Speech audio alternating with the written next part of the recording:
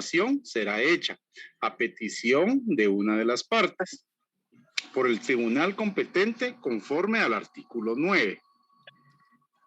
En el arbitraje con árbitro único, si las partes no consiguen ponerse de acuerdo sobre la designación del árbitro, luego de transcurridos 15 días desde que se hizo el primer requerimiento para ello, este será nombrado a petición de cualquiera de las partes por el tribunal competente conforme al artículo 9.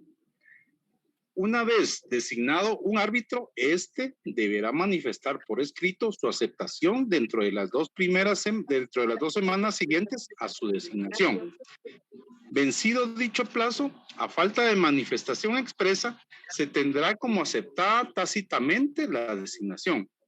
Una vez recaída la aceptación del árbitro único o la del último árbitro, si el tribunal arbitral estuviere compuesto por más de un árbitro, dicho tribunal arbitral considerará legalmente constituido. ¿Sigo, licenciada? Por favor. Va. 3. Cuando en un procedimiento de nombramiento convenido por las partes, ya sea una parte no actúa conforme a lo estipulado en dicho procedimiento, B, las partes o los árbitros no pueden llegar a acuerdo conforme al mencionado procedimiento, C, un tercero, incluida una institución, no cumpla una función que se le confiere en dicho procedimiento, entonces cualquiera de las partes podrá solicitar al tribunal competente conforme al artículo 9 que adopte las medidas necesarias a menos de que en el acuerdo sobre el procedimiento de nombramiento se prevean otros medios de conseguirlo. Número 4. Toda decisión sobre las cuestiones encomendadas en los párrafos 2 o 3 del presente artículo al tribunal competente conforme al artículo 9 será definitiva y por consiguiente no cabrá recurso, remedio procesal o impugnación alguna en contra de dicha decisión. Al nombrar un árbitro, el tribunal tendrá debidamente en cuenta las condiciones requeridas para un árbitro por el acuerdo entre las partes y tomará las medidas necesarias para garantizar el nombramiento de un árbitro independiente e imparcial. En el caso de árbitro único o del tercer árbitro, tendrá en cuenta asimismo la conveniencia de nombrar un árbitro de nacionalidad distinta a la de las partes, si el arbitraje fuera internacional.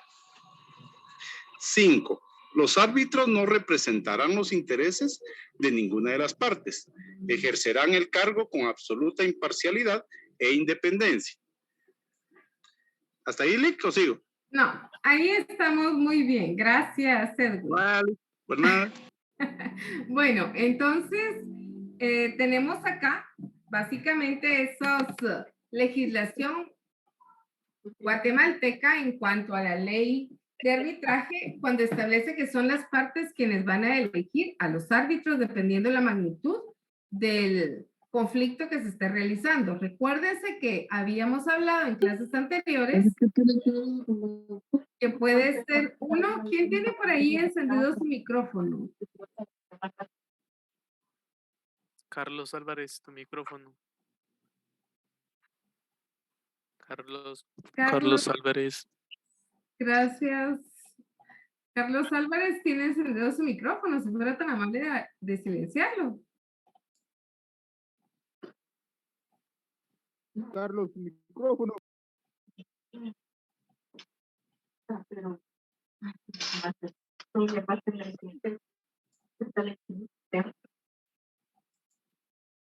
Y está en clases.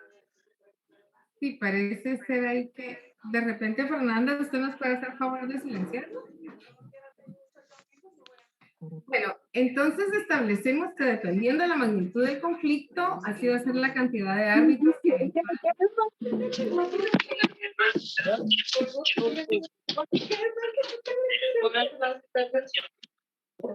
Tu micrófono.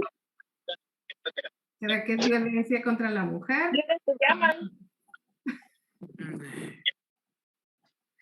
Carlos.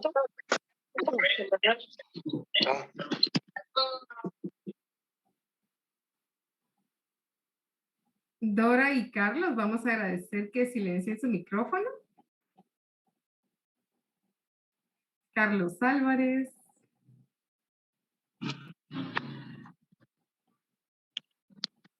Carlos, fuera tan amable de silenciar su micrófono.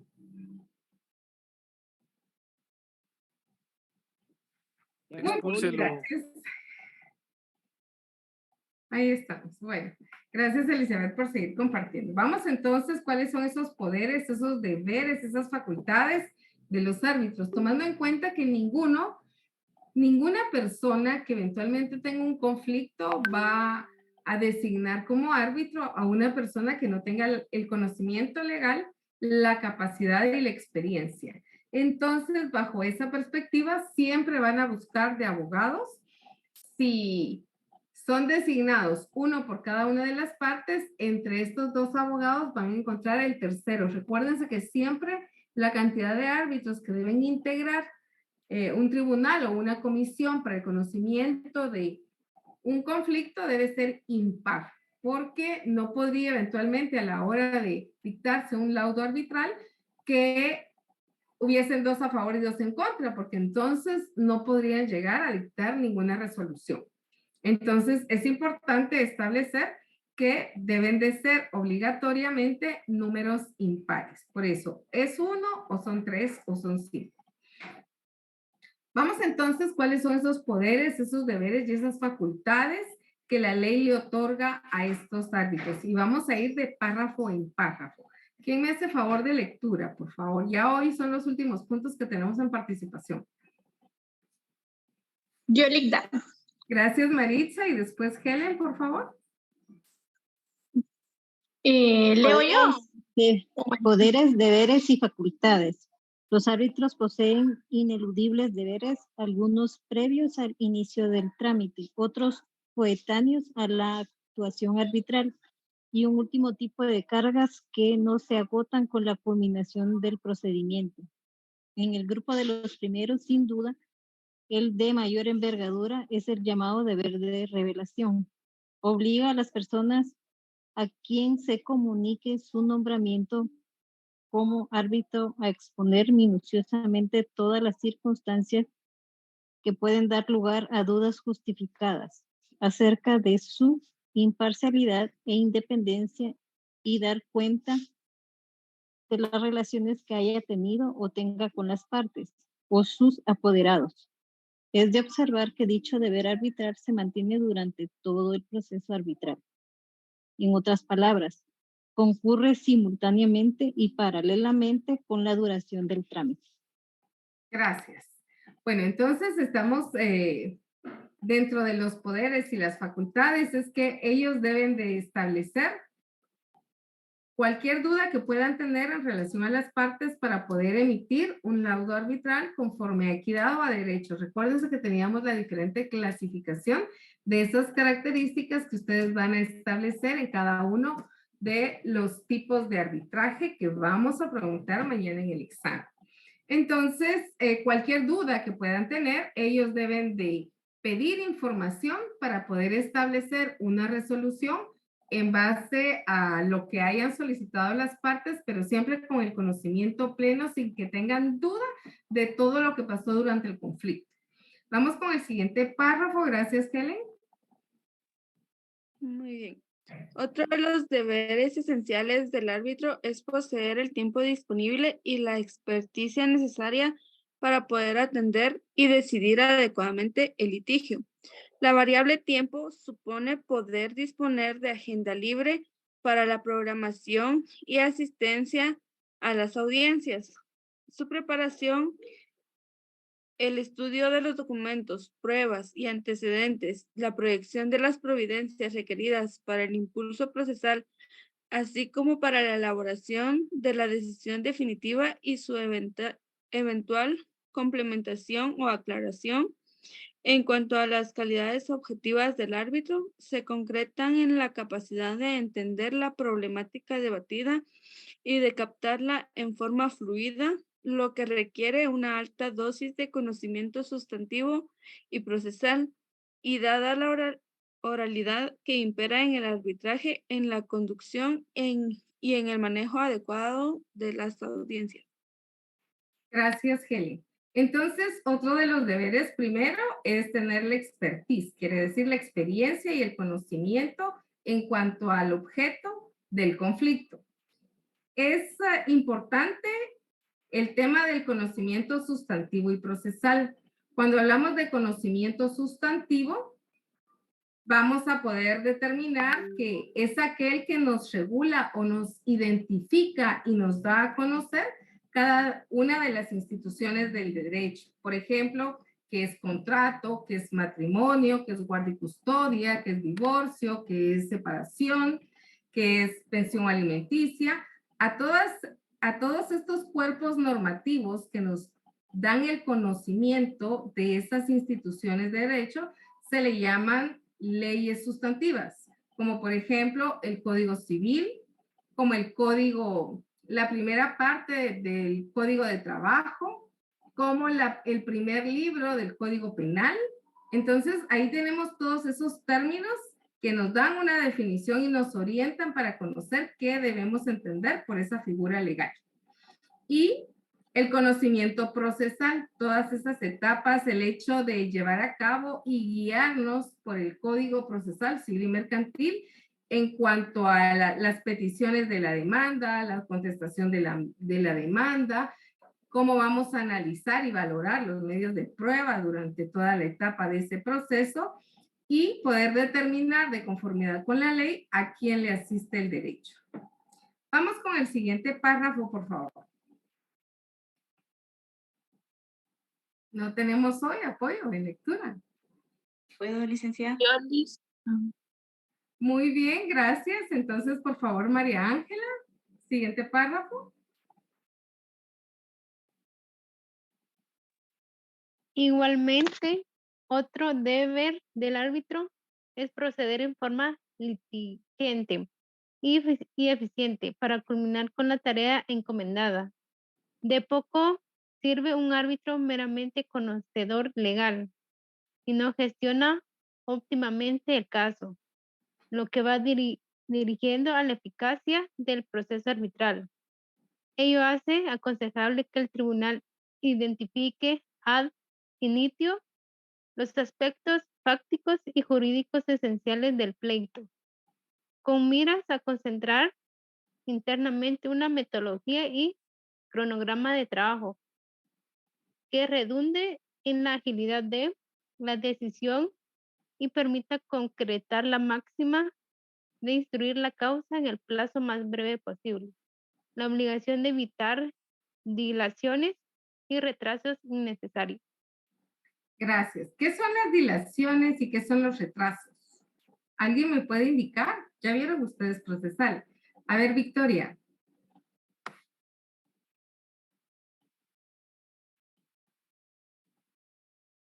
Victoria. Sí. Buenas noches. ¿Qué son estas dilaciones y retrasos innecesarios en un proceso?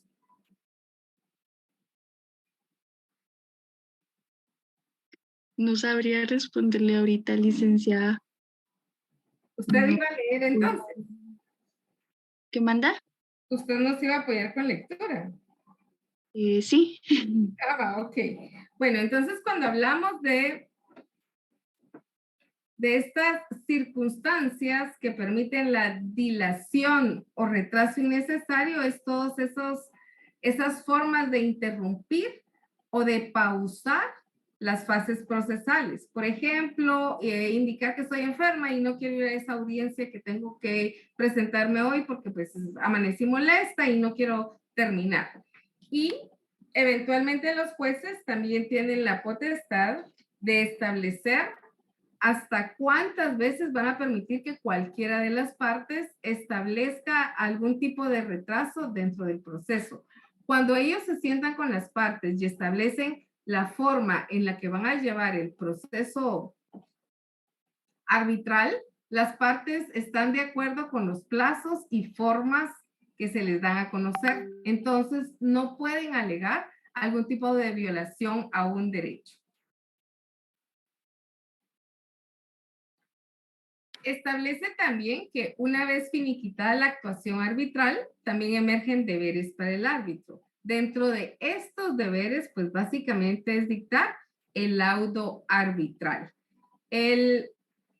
Dentro de su forma de actuar y de qué hacer, él lo que tiene que hacer es escuchar a las partes en una última intervención en la que cada uno resuma a viva voz esas partes importantes del proceso. Esto les dará a los árbitros la posibilidad de verificar en su laudo arbitral qué es básicamente lo que más le afecta a cada una de las partes y conseguir un laudo arbitral, una resolución final ajustada a derecho. Tenemos también como deberes procesales el tema de la declaratoria de competencia, la responsabilidad y un laudo que no resulte extemporáneo. Quiere decir que si el proceso y las actuaciones y esa intervención de las partes de viva voz que se lleva a cabo en la última etapa procesal la realizan un día viernes, pues, por ejemplo, que puedan tener 3 días para el análisis de todos los documentos presentados y en el cuarto día hábil dictar el laudo arbitral, porque no se deben de tardar lo mismo que se tarda un juez para emitir una sentencia. Tenemos acá, si quieren, vamos subiendo un poquito más, por favor. Elizabeth, perdón, bajando un poquito más. Tenemos más abajito unos principios y derechos en la función del árbitro en una diapositiva. Ahí justamente un poquito más abajo, por favor. Muy bien, gracias. Establece también que el tribunal arbitral tiene plena independencia y no está sometida a orden, disposición o autoridad que descredite sus atribuciones. Quiere decir, fueron elegidos legalmente, voluntariamente por las partes, tienen toda la acreditación para actuar como árbitros y resolver el conflicto a través de un laudo arbitral ajustado a derecho. Y tienen básicamente esas atribuciones que tiene cualquier juez. Iniciar, seguir y continuar el proceso, todas las fases y decidir acerca de esa competencia para dictar el laudo arbitral. Si seguimos bajando, vamos a tener un esquema general del proceso arbitral en Guatemala. Pues primero existe una controversia, existe un conflicto. Las partes dentro del conflicto acuerdan que quieren llegar a una resolución en el conflicto por medio del arbitraje y esto lo regula el artículo 4. Esa cláusula compromisoria establece que ellos van a adoptar esa resolución y esa forma de llevar a cabo el proceso y se van a comprometer y a obligar a poder cumplir con lo que eventualmente los árbitros establezcan en el laudo arbitral. Eso lo regula el artículo 10 de la ley de arbitraje. Como toda facultad de todo conocedor de derecho, la demanda establece que si en la demanda no se señala el lugar para recibir notificaciones, se puede subsanar en el plazo señalado que está establecido en el artículo 31 de la ley de arbitraje. La demanda y la contestación. El plazo es el establecido por las partes y la demanda va a establecerse precisamente por esos puntos objeto del litigio. Después tenemos la contestación de la demanda con todas las formalidades del caso que están contempladas también en el artículo 28 de la ley de arbitraje. Una vez presentada la demanda, notificada la contraparte, pues hay que notificarla también a la otra parte con suficiente antelación. ¿Por qué? Porque debe preparar su defensa, debe preparar su contestación para poder diligenciar las pruebas, que sería básicamente el siguiente de los puntos. Si en el momento en que la demanda es contestada, llegan a una transacción, se recuerdan que hablábamos en la clase de ayer de esos acuerdos en que se pueden transar y que sí y que no es permitido de conformidad con la ley poder transar. Si ellos transan por voluntad propia, recuérdense que los árbitros jamás van a dar a conocer cómo ellos hubieran resuelto a través del laudo arbitral y se van a quedar con lo que ellos eventualmente transaron en ese documento y lo regula el artículo 39 de la ley de arbitraje. El diligenciamiento de las pruebas, pues serán tantas audiencias como medios de prueba eventualmente tenga cada una de las partes y tenga un tiempo moderado para llevarlas a cabo. No se trata de cansarlas, no como en los procesos judiciales en los que a veces las audiencias empiezan a las 8 de la mañana, terminan a las 3 de la tarde, las personas no han comido, no han podido ir al baño y dependiendo de la cantidad de sujetos procesales se vuelven demasiado, podríamos decir, ociosas. Una vez que han diligenciado la prueba, han verificado esa prueba documental, esa prueba pericial, esa declaración de testigos, esos documentos o eventualmente haber analizado y haber diligenciado pliegos de posiciones para ambas partes, entonces el tribunal va a entrar a dictar el laudo arbitral que equivale a una sentencia. Se establece también que la revisión del laudo o la corrección se debe hacer dentro de un mes y eso lo regula el artículo 42, 43 y 44 de la ley de arbitraje.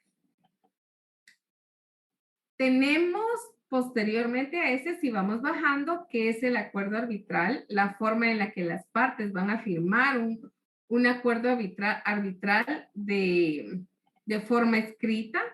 Si vamos bajando, Elizabeth, nos vamos a dar cuenta que ahí tenemos cómo es que se elabora ese acuerdo arbitral, cómo se realiza el compromiso, cómo se determina el llamamiento a los terceros y cómo se solicita básicamente el arbitraje por las partes que intervienen en él. Si tratamos de bajar a la última presentación, Elizabeth.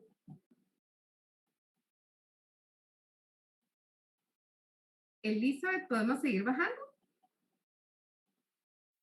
Al final, por favor. Ok. Entonces tenemos ahí que deben leer la ley de arbitraje.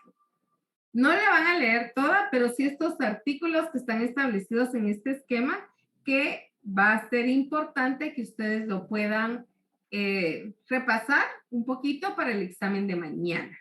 Pienso que con eso estaríamos agotando básicamente todos los métodos de solución de conflictos que están establecidos en el programa y me encantaría que me dijeran si tienen alguna duda. O todo les quedó clarísimo. Lick, disculpe, una pregunta. Yo sé que ayer lo dijo, pero la verdad es que solo apunté dos, que creo que eran, usted dijo que los centros en los cuales podían solucionar los conflictos o algo así, no me acuerdo. ¿Qué dijo el CRECIG, el SENAC y el otro cuál era? De hecho, establecí que son instituciones, que solo existen dos instituciones en Guatemala que contemplan el tema del arbitraje. Está bien, Lick, gracias. Ok, muy bien. A ver, dudas, ¿alguien más? Porque si no voy a preguntar yo y voy a empezar por el listado. ¿No? ¿No hay dudas? Muy Muy bien, vamos a ver entonces, Zulma. ¿La tenemos con nosotros?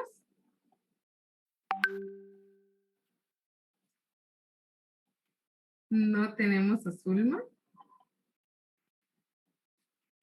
Zaira, ¿está con nosotros? Tampoco tenemos a Zaira. Vean, pues, hoy fue nuestra despedida y no tenemos a nuestros alumnos. Juan de Jesús. Licenciada, sí, solo que voy de camino en el bus. Ok, muy bien. Gracias. Juan de Jesús Rosel. Podemos activar micrófono.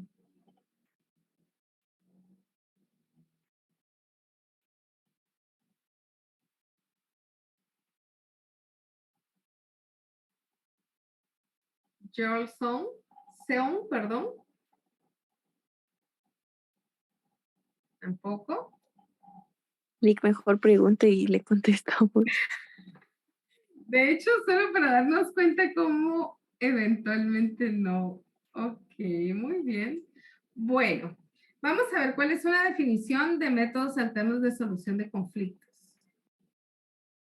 A ver, José Luis. Está licenciado. Ay, yo tenía una duda respecto a cuando hablamos de los sistemas de arbitraje, y estaba la mediación arbitraje y arbitraje mediación y arbitraje de última oferta. Y hay más sistemas.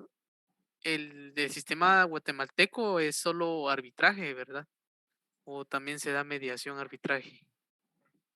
Es que recuérdese que cuando hablamos de mediación arbitraje, si las partes eventualmente logran llegar a un acuerdo y tenemos esa etapa de mediación inicial, pues podríamos terminarlo. Acuérdense que ningún método alterno de solución de conflictos, en especial el arbitraje, puede negarse a que las partes puedan arreglar el conflicto antes de dictar el laudo o antes de conocer las partes del laudo.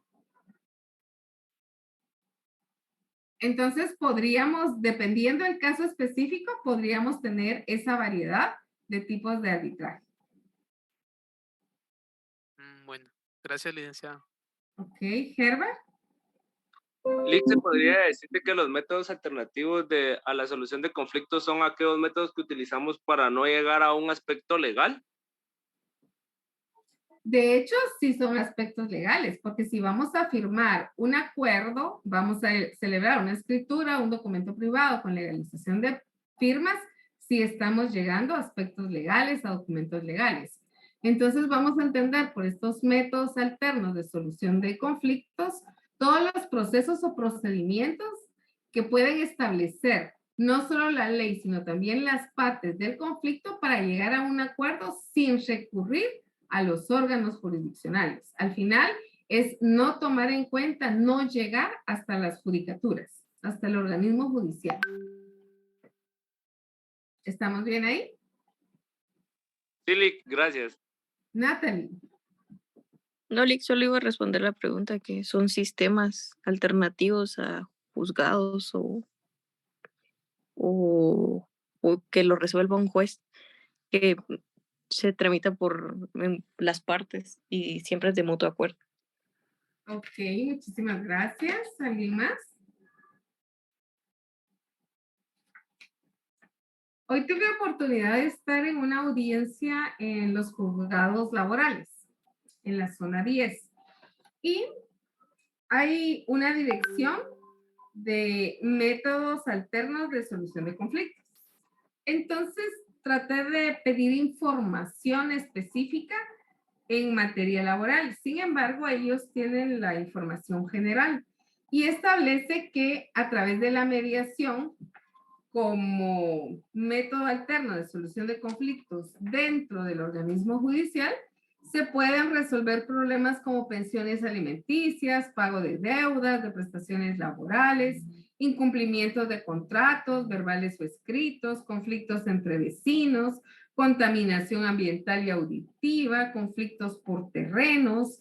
Entonces, al final, cuando utilizamos cualquiera de los medios alternos de solución de conflictos, lo que estamos haciendo es tratando de la manera de no cargar los órganos jurisdiccionales. Si nuestro caso, si el caso que nos dan a conocer tiene vías alternas de solución, pues antes de presentar una demanda, una querella, una denuncia, lo que tenemos que hacer es ver la posibilidad de ponernos en contacto con la contraparte, obviamente con la autorización de quien requiere nuestros servicios para poder mediar. ¿Qué pasa en este caso? Muchas veces cuando uno se pone en contacto con la contraparte quiere llevar a su abogado. Entonces, pues ahí estamos los primeros dos árbitros, podríamos llamarse. Al final establecemos un arbitraje y si no, pues ambos podemos conciliar y poder establecer y entre los dos poder explicarle cada uno al cliente o a la persona que representa cuáles son los pros y los contras y tratar de buscar el punto medio para no ir básicamente a los órganos jurisdiccionales. ¿En qué beneficia esto a las partes? Primero, que de alguna manera se logran poner de acuerdo y no se van a declarar la guerra. Segundo, ¿en qué beneficia a los abogados? Pues que van a recibir sus honorarios de una forma más rápida, porque lo que eventualmente acordaron, si lo logran arreglar a través de cualquier método de solución de conflicto, pues el pago de los honorarios no cambia. Y no tuvo necesidad de ir a los órganos jurisdiccionales a presentar una demanda y a pasar por toda esa etapa procesal que a veces es bastante cansada por el tiempo que tienen los órganos jurisdiccionales para poder resolver. ¿Alguien más? Yo, licenciada, solo, disculpe, no puedo encender mi cámara para que me vea. Ok. Pero agregando lo que usted dice, licenciada, cuando ellos asisten a un centro de mediación, en ocasiones no es necesario que lleven a un abogado porque ahí son las dos partes que hagan un acuerdo, ¿verdad? Que hacen la mediación. Y, o sea, no hay problema que lo lleven, pero ahí las partes son los que están generando el gasto. Y en ocasiones los abogados únicamente asisten porque tampoco pueden ellos entrar directamente a la sesión, sino que son como parte asesora de la otra parte, ¿verdad? O sea, en el centro de mediación no es necesario que lleven a un abogado. En conclusión, eso sí lo pueden llevar.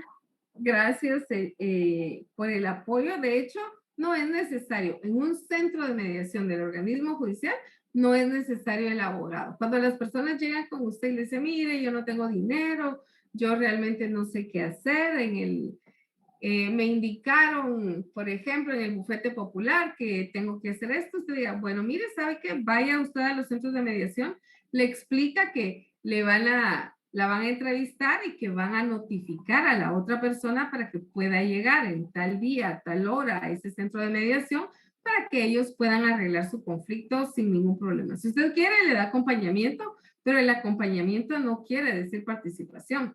De hecho, tal cuando nos lo indicaba la compañera, en la etapa de conciliación dentro de un juicio, cuando ya ha sido notificado por el órgano jurisdiccional, los jueces prefieren que sean las partes quienes hablan y en muchas judicaturas indican que necesitan que los abogados se mantengan callados.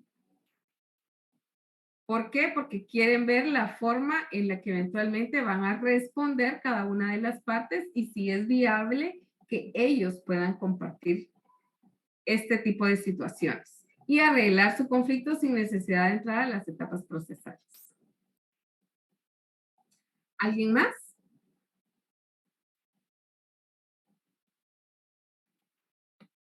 ¿Todo claro y listos para el examen de mañana? Yo, licenciada, perdone que no puedo levantar la mano, no le encuentro aquí al Zoom en el teléfono. Ok, Gerson, no hay problema. Mire, una definición tal vez no tan elaborada o en palabras simples en cuanto a todo lo que vimos en la clase para la solución de conflictos, yo diría que es una vía alterna para la solución de conflictos. Dentro de sus características está que es una forma abreviada para poder llegar a una resolución o a un acuerdo, en donde pues desde un inicio las partes que tienen el conflicto o la litis de mutuo acuerdo conviene someter o ventilar el asunto que genera controversia para poder juntos, o sea, mutuamente generar acuerdos que convengan a las dos partes, o sea, siempre buscar el ganar-ganar. Ya de entrada, el simple hecho de que eso es un procedimiento abreviado, lo llamaría yo, porque no depende de los órganos jurisdiccionales que tienen entrampados todos los casos, podemos como llegar por una vía más fácil y rápida, el llegar a un acuerdo que convenga a las dos partes. Eso le podría decir yo. Muy bien, Gerson. Efectivamente, esa es la forma más concreta de poderlo definir. Por aquí en el chat están colocando dudas sobre cómo vamos a estructurar el examen.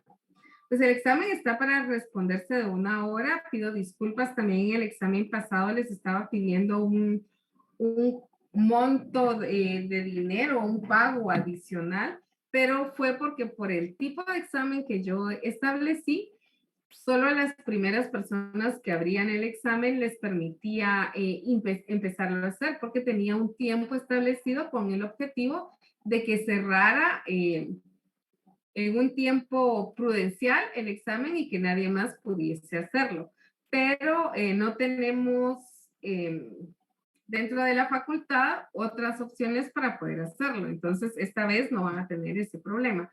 Pero sí se va a compartir el link en Classroom a las 7 en punto y vamos a bloquear las respuestas a partir de las 8 de la noche para que todos estén notificados. ¿Cómo va a venir el examen? Pues básicamente vamos a darle prioridad a los últimos 3 módulos que analizamos, que no fueron objeto de evaluación en el examen parcial. Y va a ser importante por ahí que, por favor, lean los artículos, al menos que tienen el esquema de lo que es el arbitraje, que están debidamente identificados, para que ustedes puedan salir adelante con su examen. Se trata de que puedan conocer esas generalidades, que puedan establecer esas características específicas de cada uno que fuimos hablando y explicando en cada una de las clases que recibimos. 35 preguntas.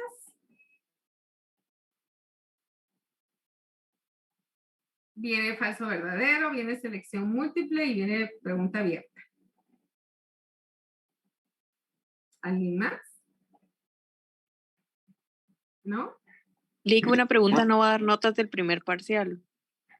Natalie, les voy a compartir. Lo que pasa es que todavía estaba revisando, estábamos revisando con Fernanda las tareas que se solicitaron. Son bastantes y pues el tiempo a veces no nos alcanza, pero la mayoría tiene buena nota. Solo aquellos que no tienen asistencia o que no cumplieron con asistencia, pues cada uno sabrá en este tema qué es lo que corresponde. Gracias, Lick. Licenciada, perdone, además de, usted dice que van a venir los 3 módulos pasados también, pero ¿cuáles serían específicamente? Perdone.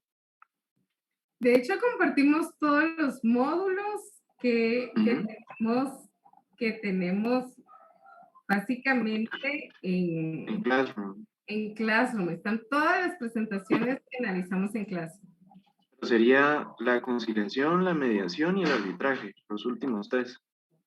Viene el 70% de los últimos 3, pero no voy a dejar de preguntar, hacer un par de preguntas de los primeros 3 módulos.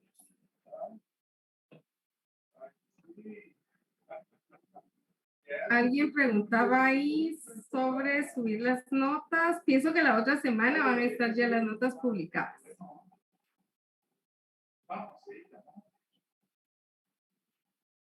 Las notas, si las voy a subir antes del examen de mañana, no creo que me dé tiempo a subirlas, no les puedo prometer.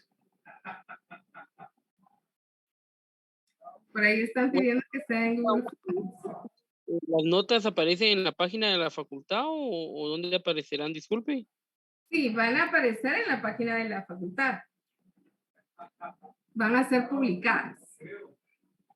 Gracias, licenciada. Ok, Juan. ¿Alguien más? Licenciada, disculpe, ¿las notas van a aparecer en su total o va a aparecer desglosado? Porque los otros catedráticos nos han dado desglosados los 70 puntos que se supone que eran lo primero. Entonces yo quisiera saber, porque si podríamos tener algún problema en la nota, ¿cómo nos vamos a comunicar? Esa tal vez sería mi duda. Ok, bueno, Dora, primero, solamente van a poderse publicar 2 casillas en la página oficial. Una de 70 puntos y una de 30 puntos, porque así lo establece el reglamento de la universidad. Entonces, ¿cómo desglosáramos nosotros los puntos, los primeros 70 puntos? Pues nosotros establecimos ahí el tema de la participación, el tema de la asistencia, el tema del primer parcial y el tema de las tareas para que hicieran un total de 70 puntos. Y un examen final de 30 puntos para un total de 100 puntos. Ahora, si tienen algún problema... ¿Perdón? ¿Stephanie?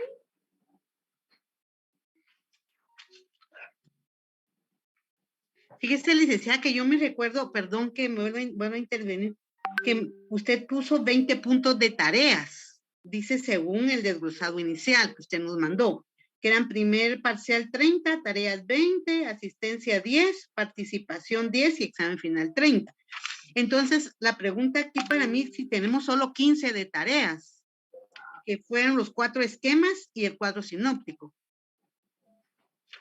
De hecho, no fueron solo las tareas y el cuadro, sino también la actividad que realizamos en clase.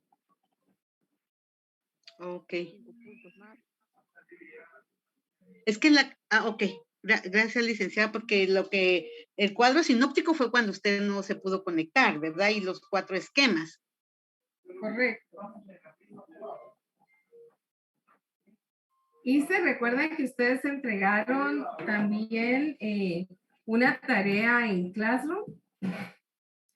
Vamos a ver si tenemos Fernanda, la tenemos con nosotros. Sí.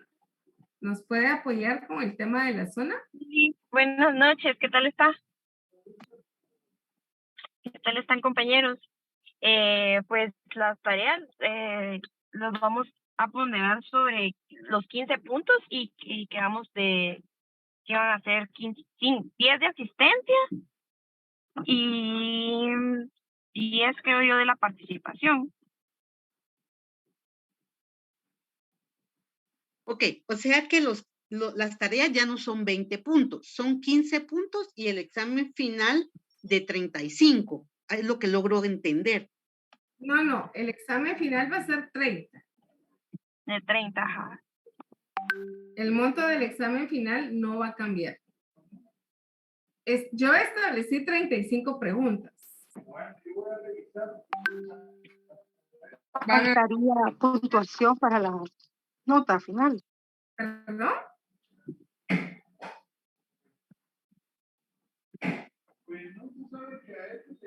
No logré escucharle. Yo creo que ella está hablando por otro lado, licenciada. Ok. Andrea, adelante. Buenas noches, licenciada. Solo una pregunta. Entonces, el examen el examen viene sobre 35 preguntas, pero vale 30. O sea que cada pregunta vale menos de un punto, digamos.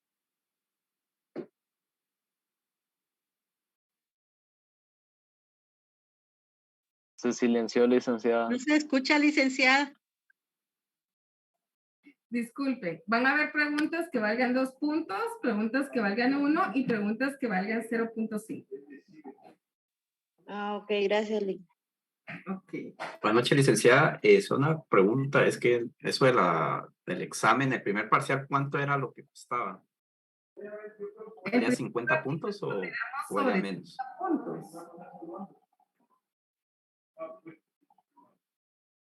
El primer parcial tenía una ponderación de 30 puntos.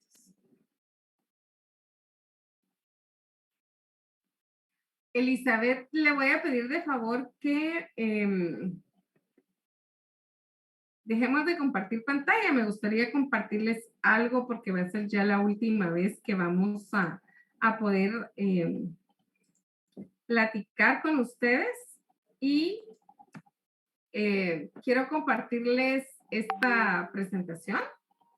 Establece lo siguiente. Cuando yo me ocupo de mí, mejoro como persona y comienzo a tener más seguridad, entendimiento, paciencia, felicidad, etc. Yo tengo el poder de decidir cómo quiero estar, cómo quiero reaccionar. Yo soy responsable de mis acciones.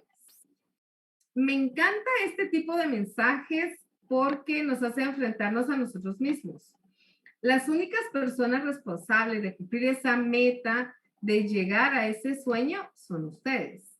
No hay nada en el entorno que sea obstáculo más grande como para que ustedes puedan avanzar.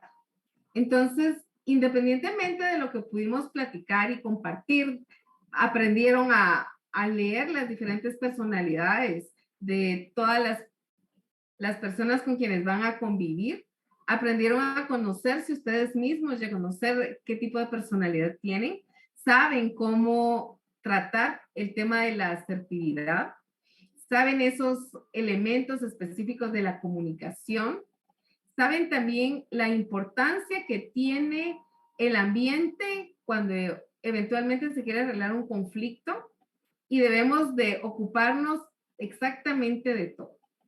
Entonces, cuando cada quien nos ocupamos de nosotros mismos, primero con nosotros, porque acuérdense que no podemos ser felices ni dar felicidad si no nos amamos nosotros mismos, como punto número 1.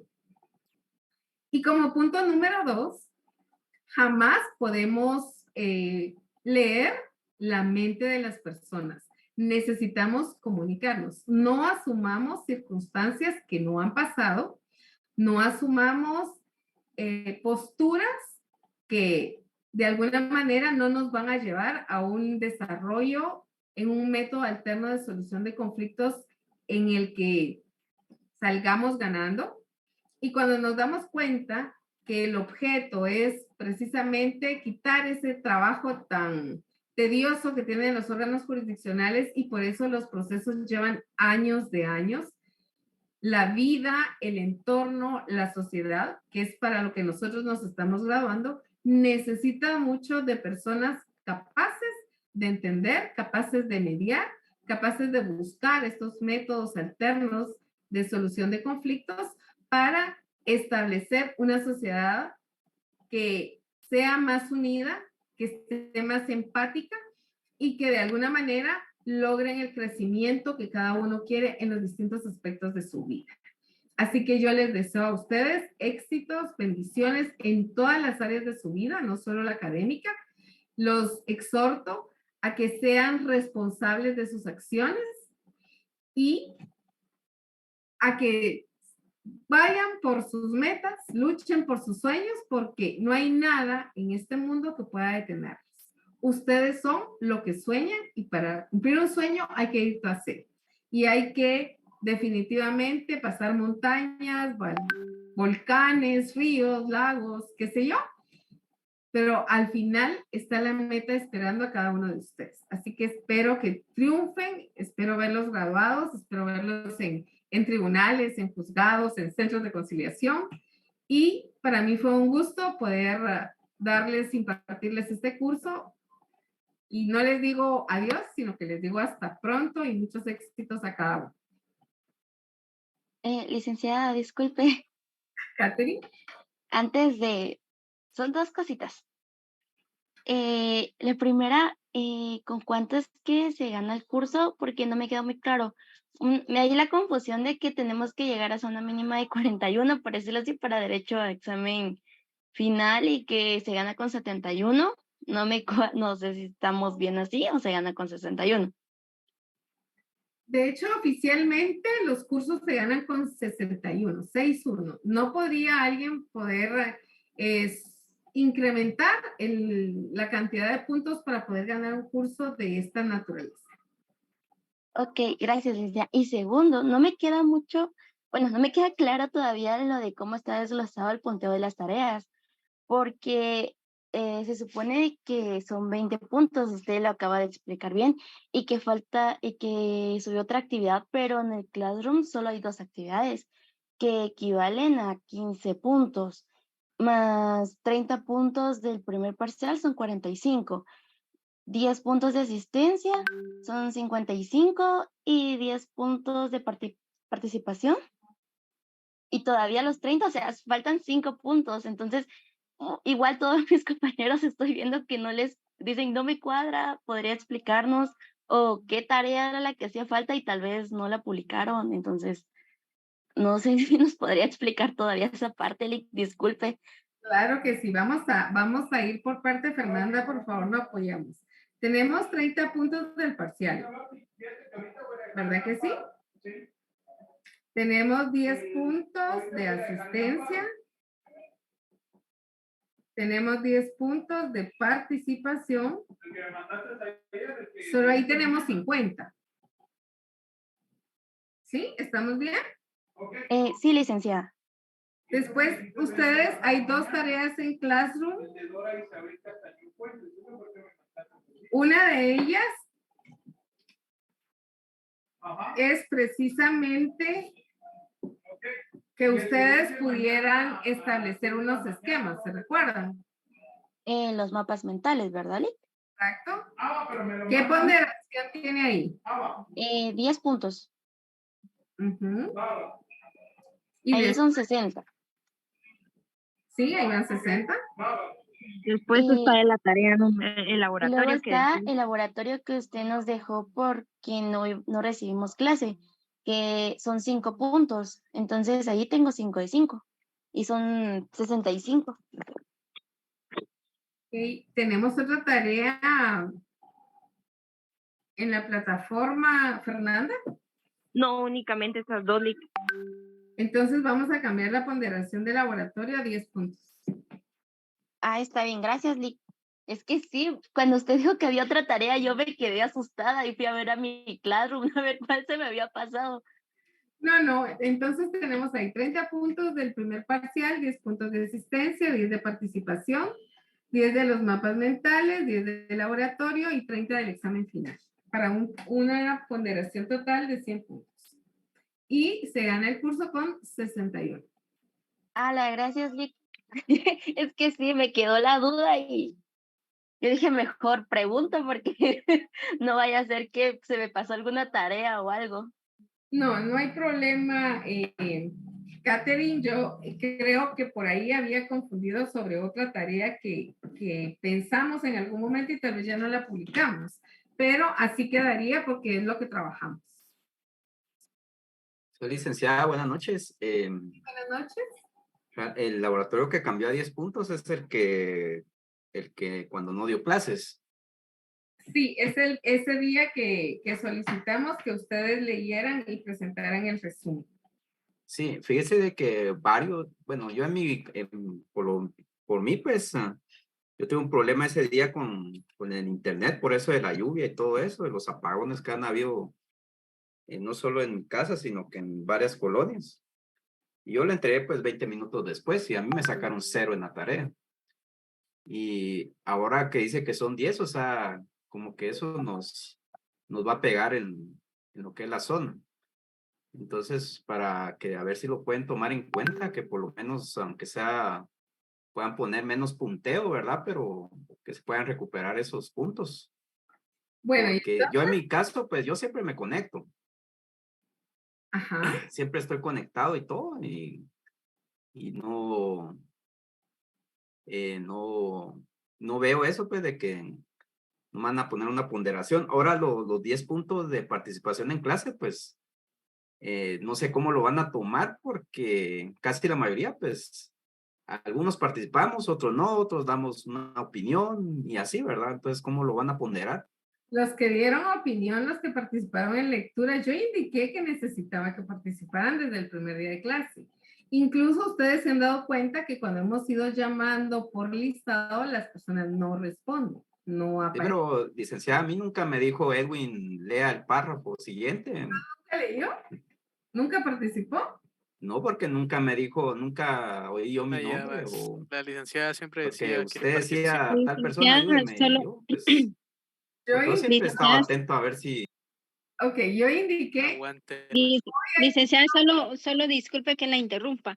Tal vez no es por el compañero, pero, o no es que esté a favor de nadie, pero yo creo que desde el inicio de la clase usted dio las indicaciones. Mi nombre es Ingrid, licenciada, yo siempre le he hablado, ahorita no porque tengo problemas con la cámara, pero yo creo que como el compañero anterior mío y dijo también de que usted siempre al inicio de clase dio las indicaciones y es cierto que usted siempre llamaba o daba la oportunidad de quién quería dar lectura a cierto párrafo, o sea, siempre dio las indicaciones en las tareas, siempre también indicó el horario, que se conectara uno a la hora, el tiempo, o sea, siempre dio las instrucciones. No es, yo solo digo pues realmente porque estuve siempre en sus clases, pues. gracias Ingrid, pues desde el primer día de clase se estableció, se indicó que las personas que participaran iban a tener sus puntos de participación y que como si yo estoy llamando y nadie responde y nadie responde y nadie responde, entonces para evitarnos eso establecimos que levantaran la mano y que participaran. Adelante, Edwin.